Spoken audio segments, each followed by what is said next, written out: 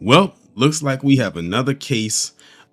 And interesting, I use the word case, where you have a black man or a black successful individual in a neighborhood where PC feels that they don't belong or they have high levels of suspicion. So as you can see on your screen, it says you really shouldn't be here. White man confronts black investor for being outside his own property and accuses him of, quote, casing the neighborhood, basically trying to see if this is a place that they want to rob.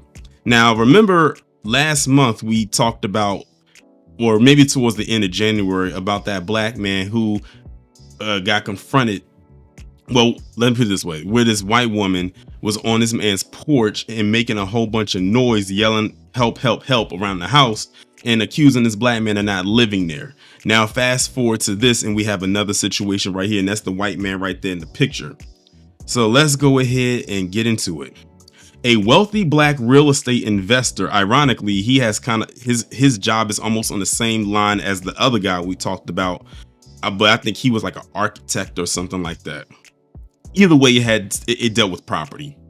Known for sharing personalized property tour videos on TikTok, recently became the target of racial profiling when one of his white neighbors confronted him over his presence outside of his own house. Taylor Walker, who says he has amassed more than $30 million in assets and capital since 2018, shared footage of the tense encounter showing a white man pulling up in a car next to him while recording him, then questioning him in one of his own properties that was currently under construction. I was sitting in front of one of my projects reflecting on the progress I've made when a neighbor walked up and questioned why I was in his neighborhood, Walker wrote in a caption posted along the harrowing video, which is why you see male right there at the bottom. The irony, I grew up in this very same neighborhood. Now I own 4 properties here, including the construction site of my house right behind me. But all he saw was color. Now what's interesting is people like this white guy will probably sit up all day and claim that he does not see color. Let me tell you something right there. Do not fall for that Jedi mind trick that white people try to put into black people's mind that they don't see color. Trust and believe me, they do. Otherwise, if they didn't, they would not have created the social construct of race. They see it. Trust and believe they've seen it since the inception. Their ancestors definitely saw it, and their descendants still see it today. The video starts out showing the provocateur, a graying man seemingly in his 60s, passing by in his car and smugly telling Walker, "You really shouldn't be here. What are you doing?" Walker, who was minding his own business, immediately asked the man why he shouldn't be there. Meanwhile, the man began filming the episode with his own phone, claiming his vigilance was because strange vehicles like Walker's had been seen, quote, casing the neighborhood.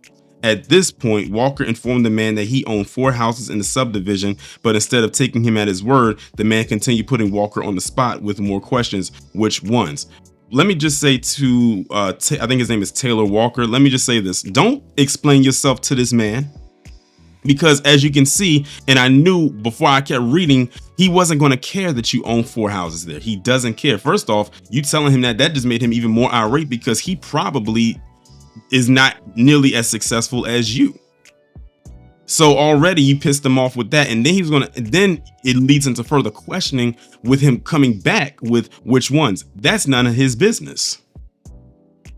Like, you're not his business. Y'all are not business partners, so he doesn't need to know which ones. So I would have not said anything. I would like mind your business and just kept it moving, because then that opens the door to more lines of questioning, which he just did.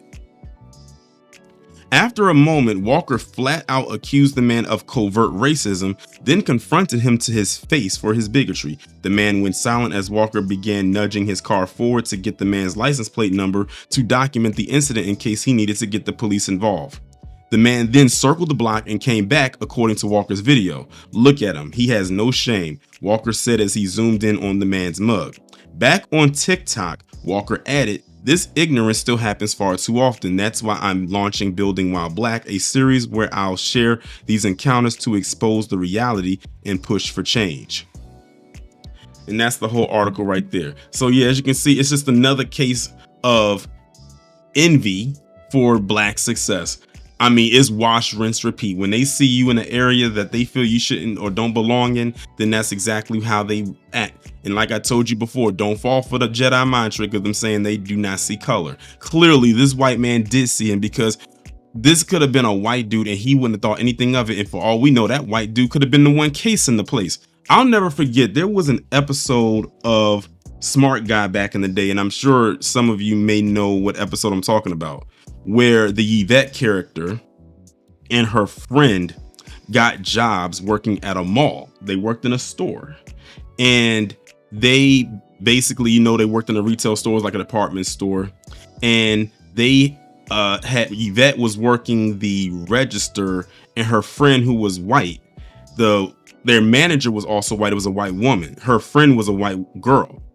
The manager told her friend to follow people around the store, and she asked her why. She said just to make sure people don't take anything because they've had thefts recently.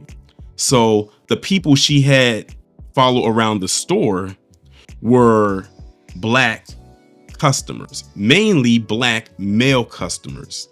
So her friend told Yvette about it, and then Yvette tried to do something about it. And then what they did was, they had their white friend, I believe his name was Mackie, who was friends with all of them, come in and pretend like he was stealing stuff out of the store.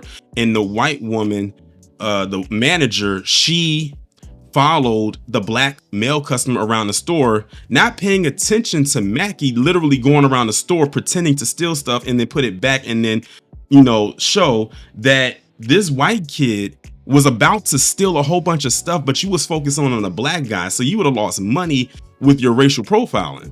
And when Yvette showed her the tape about it, she got so standoffish about it and so defensive, she ended up firing Yvette behind it.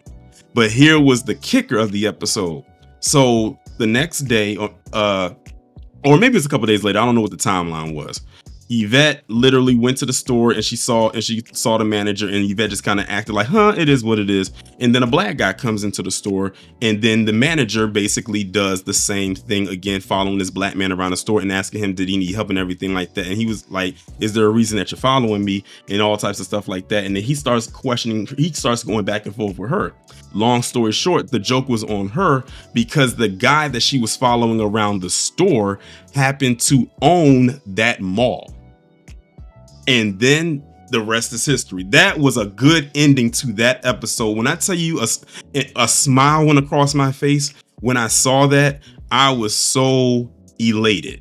That was one of my favorite episodes of Smart Guy. That's why I say sitcoms today, they don't really touch on heavy topics like that. Back then, they you got your laughs in, but there were some times where they actually did insert actual messages about racial profiling. Typically, you find it happening a lot in a majority black sitcoms, but I guess that's the place where they felt it was okay to put those in because it was more safer. I remember they did the same thing in an episode of Good Times when Walona was working at a department store, and they had her sitting in this back room, and the room was it had a window where you could see out of it, but they couldn't see in, and it was like to the dressing room to see if people were stealing and everything. And it was the same thing. It was a white woman manager having Walona, a black woman, sitting there and looking to see if anyone was stealing, but it was basically a racial profiling thing, because again, they had her only going after and looking at the black customers. So I just say all of that to say that it could have easily been a white guy casing the joint, and he wouldn't have thought anything of it, because in his mind, and I'm talking about this white guy on the screen, that white people don't steal. And I'm like, we're talking about a group of people that come from descendants of people who colonized a planet. Literally various countries and continents. What makes you think that they wouldn't go and rob somebody? Because you looked at some stats that probably were skewed. So all in all, the only flaw that the guy Taylor Walker did is I would not have explained myself to this dude about me owning this property. It's none of his business. It really isn't. Just go about your day, get the license plate. That's all he should have did. Just ignore him, maybe record him for whatever reason. Make your video, get the license plate, and if you have to call the police and do an investigation, you have the proof right there. Don't answer his line of questioning. Like, who is he to interrogate you? Really?